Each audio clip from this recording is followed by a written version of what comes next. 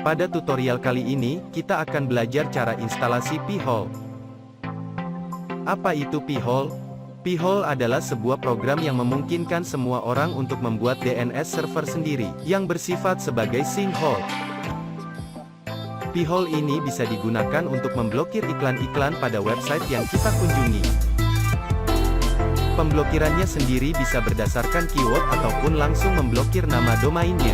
Jika kita memasang adblocker di browser, maka yang terlindungi hanyalah aktivitas di browser tersebut. Namun dengan menggunakan Pi-hole di router, perlindungan itu akan mencakup semua traffic internet yang melalui router tersebut.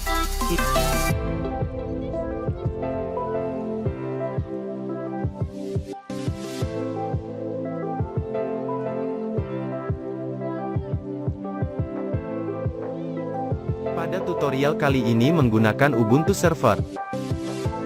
Untuk instalasinya, kalian bisa lihat dokumentasi pada situsnya.